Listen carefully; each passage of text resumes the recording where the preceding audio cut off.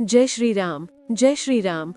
भगवान श्री कृष्ण अर्जुन के सारथी क्यों बने थे? पीतांबरधारी चक्रधर भगवान श्री कृष्ण महाभारत युद्ध में सारथी की भूमिका में थे। उन्होंने अपनी यह भूमिका स्वयं चयन की थी। अपने सुदर्शन चक्र से समस्त सृष्टि को क्षण भर में मुट्ठी भर राख बनाकर उड़ा देने वाले अथवा समस्त सृष्टि के पालनकर्ता भगवान श्री कृष्ण महाभारत में अपनी प्रिय सखा धनुर्धारी अर्जुन के सारथी बने थे। इस बात से अर्जुन को बड़ा ही अटपटा लग रहा था कि उसके प्रिय सखा कृष्ण रथ को हाँकेंगे।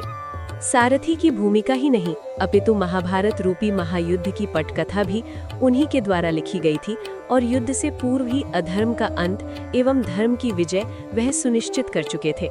उसके बाद भी उनका सारथी की भूमिका को चुनना अर्जुन को असहज कर देने वाला था। भगवान कृष्ण सारथी के संपूर्ण कर्म कर रहे थे। एक सारथी की भांति वो सर्वप्रथम पांडुपुत्र अर्जुन को रथ में सम्मान के साथ चढ़ाने के साथ स्वयं आरूढ़ होते थे और अर्जुन के आदेश की प्रतीक्षा करते थे। हालांकि अर्जुन उन्हीं के आशीर्वाद एवं मार्गदर्शन के अनुरूप चलते थे, परंतु भगवान श्री कृष्ण अपने इस अभिनय का संपूर्ण समर्पण के साथ निर्वहन करते थे। युद्ध के अंत में वो पहले अर्जुन को उतारकर ही उतरते थे। भगवान कृष्ण अर्जुन से युद्ध के पूर्व बोले थे, हे परंतप अर्जुन, युद्ध की विजय सुनिश्चित करने के लिए भगवती दुर्गा से आशीष लेना उपयुक्त एवं उचित रहेगा। भगवती दुर्गा के आशीर्वाद के पश्चात ही युद्ध प्रारंभ करना चाहिए। सारथी के रूप में भगवान श्री कृष्ण ने अर्जुन को एक और सुझाव दिया था, हे धनुर्धारी अर्जुन, मेरे प्रिय हनुमान जी का आवाहन करो।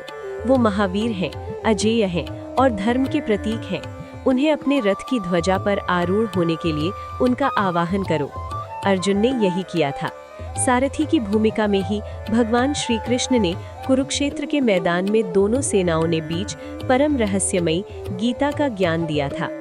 भगवान श्री कृष्ण ने सारथी के रूप में अर्जुन के पराक्रम को निखारा ही नहीं, कठिन से कठिनतम क्षणों में उनको सुरक्षित एवं संरक्षित कर अपनी भूमिका को सार्थक किया था। इसीलिए तो भीष्म पितामह अर्जुन को आशीर्वाद देकर बोले, हे प्रिय अर्जुन, जिसके सारथी स्वयं भगवान श्री कृष्ण हो, उसे कैसी चिंता। तुम्हारी विजय सुनिश्चित है, तुम ही विजयी होगे, विजयी भव। सारथी भगवान श्री कृष्ण ने अर्जुन को धर्म का पाठ तब पढ़ाया जब महादानी सूर्यपुत्र कर्ण के पहिए धरती में धंस गए थे और तब कर्ण अर्जुन को धर्म एवं नीति का पाठ पढ़ा रहा था। उस समय भगवान कृष्ण अर्जुन से बोले, हे पार्थ, कर्ण किस मुंह से धर्म की बात कर रहा है? द्रौपदी के चीर हरण के समय, अभिमन्यु के वध के समय, लाक्षागृह को जलाने के समय उसका धर्म कहाँ चला गया था? यही क्षण है कर्ण को समाप्त करने का। भगवान कृष्ण के मार्गदर्शन से ही कर्ण का अंत संभव हो सका। सारथी के रूप में ही भगवान श्री कृष्ण ने अर्जुन से जयद्रथ का वध करने के लिए व्यूह रचना की थी और अर्जुन जयद्रथ का वध कर सके थे। भगवान कृष्ण ने सारथी की भूमिका का इस खूबी से निर्वाह किया था कि अर्जुन को लग रहा था कि यदि कान्हा के हाथों में घोड़ों की लगाम न होती तो पता नहीं मेरा क्या होता। यहाँ भगवान के दृश्य हाथों में घोड़ों की लगाम थी और अदृश्य हाथों में महाभारत के महायुद्ध की समग्र डोर। महाभारत का युद्ध समाप्त हो गया था। कुरुक्षेत्र में भगवान कृष्ण रथ पर बैठे थे। भगवान कृष्ण के अधरों पर एक निश्चल मुस्कान सदैव की भांति बिखरी हुई थी, जो आज कुछ और भी गहरी हो गई थी। आज उनके हाव भाव एवं व्यवहार में कुछ परिवर्तन था। भगवान कृष्ण सदैव की भांति रथ से अर्जुन से पहले नहीं उतरे और अर्जुन से बोले, पार्थ, आज तुम रथ से पहले उतर जाओ। तुम उतर जाओगे तब मैं उतरता हूँ। यह सुनकर अर्जुन को कुछ अटपटा सा लगा। कान्हा तो बड़े आदर से अर्जुन को रथ से उतारने के बाद उतरते थे, पर आज यह क्या हुआ? भगवान श्री कृष्ण अर्जुन के रथ से उतरने ही रथ की ध्वजा उड़ गई। उसके पश्चात श्री कृष्ण ने घोड़ों की लगाम खोल दी। घोड़े भी रथ से मुक्त हो चले गए। तत्पश्चात वो धीरे से उतरे और अर्जुन के कंधे पर हाथ रखकर उन्हें रथ से दूर ले गए। उसके पश्चात जो घटा वो उन सर्वज्ञ भगवान श्री कृष्ण के लिए तो परिचित था, परंतु अर्जुन के लिए विस्मयकारी, अकल्पनीय एवं आश्चर्यजनक था। अनायास ही रथ से अग्नि की लपटें निकलने लगी और वो एक भयंकर विस्फोट करते हुए जलकर खाक हो गया।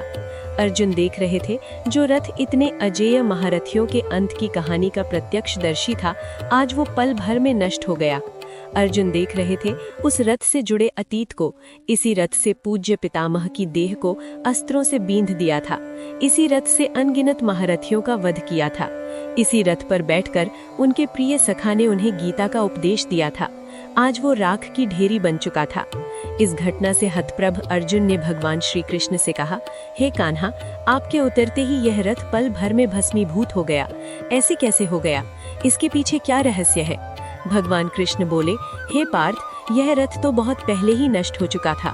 इस रथ की आयु तो पहले ही समाप्त हो चुकी थी जब पितामह भीष्म ने इस पर अपने दिव्य अस्त्र का प्रहार किया था। इस रथ में इतनी ताकत नहीं थी कि भीष्म पितामह के अचूक दिव्यास्त्रों को झेल सके। इसके पश्चात इसकी आयु फिर क्षीण हुई जब इस पर द्रोणाचार्य जैसे महारथियों के भीषण दिव्यास्त्रों का पुनः पुनः प्रहार होता रहा। यह रथ अपनी मृत्यु का वरण तो कब का कर चुका था।